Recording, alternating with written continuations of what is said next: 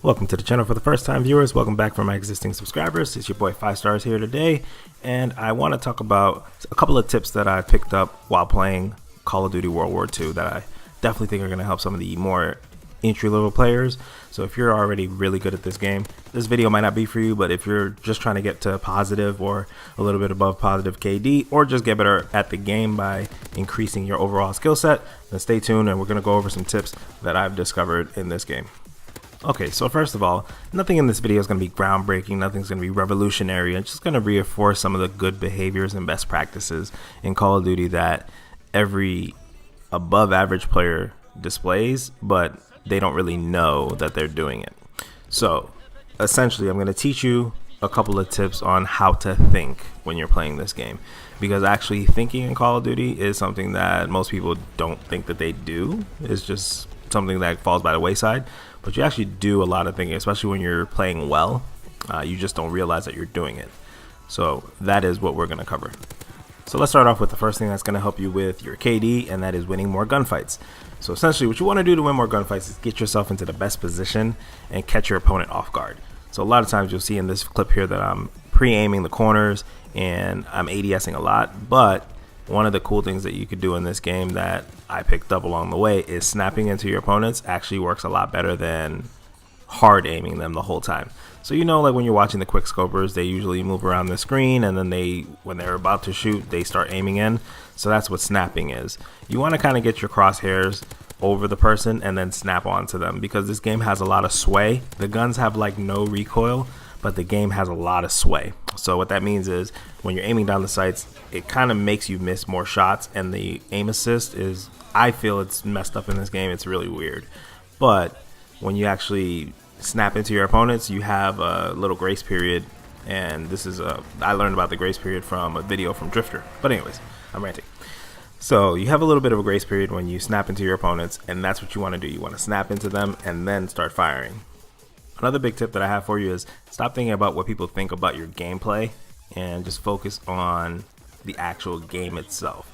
The more you focus on the game, the more you try to predict where the opponent's going to be, the better you're going to play. And the better you play, the more confident you get. And when you finally see those opponents, like let's say you're on a 5 or 6 kill streak and you see that 7th person, it's a lot different when you're playing confident versus when you're, you know, worried about what people think as far as, oh, you're a camper or X, Y, and Z. You know, the typical internet stuff. But at the end of the day, if you're really trying to get good at this game, you can't be a dumbass. Like, running into the open is not a smart move. Even if you have better gun skill, it's still dumb. You just got away with it because the other person wasn't as skilled as you. So using cover, so moving from cover to cover is a big deal. And then not staying in the same spot after you get into an engagement. So if it's, let's say, 2 people and you kill one and you weaken the other, he obviously knows where you're at. He probably called you out to his teammates, although people don't normally make call outs, but he probably did. Just assume, and always assume, just like Rainbow Six Siege, that the other person is better than you. So what you want to do is you want to get out of that situation, get to a advantage point again, and then re-challenge. Or set a trap. Like, let's say you have an explosive, chuck an explosive after you started running away, so when he comes to chase, he runs into that. Just little things that you want to start doing in the game that will help you out a lot. Another big tip is to use your minimap, please. So when you're looking at the minimap, what you should be looking for is not for red dots. Although that is the easiest indicator as to where an enemy is, what you should really be looking at all times is where are all the green arrows.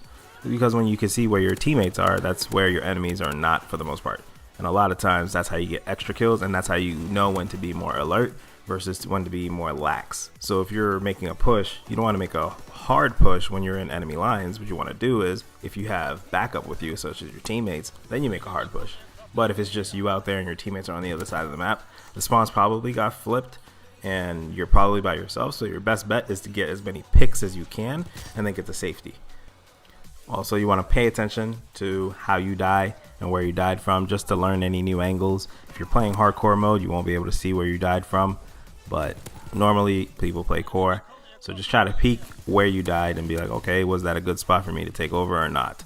So to recap this video, you want to make sure that you're paying attention to your minimap, so that way you can see whether or not your teammates are near you. If they're near you, there's a high chance that the enemy is going to be on the opposite side. Okay, so the second thing is, when you're aiming, try to snap onto your opponents because your aim assist works a lot better that way. And when you have a really good angle, such as this one here, then you can go ahead and pre-aim because it's not going to make the biggest difference in the world. But when you are pre-aiming and you're in the open, it kind of pulls you and messes you up with the sway and you miss more shots. So you got to make sure that your aim is A1.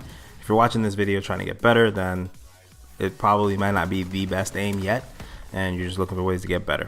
And just work this, and then I would also recommend watching some other YouTube videos to get some perspective from other players, just to, you know, grow your repertoire of skills and just tips and tricks that you've learned along the way. Because that's what I do. Whenever I want to get better at something, I want to see what a whole bunch of people have to say about the subject, and then I make my own opinion off of it. So I really hope this video helps at least a few of you guys out. And if you're watching this video and you're not already a subscriber, then go ahead and click that subscribe button, and I will catch you guys on the next one. Take it easy.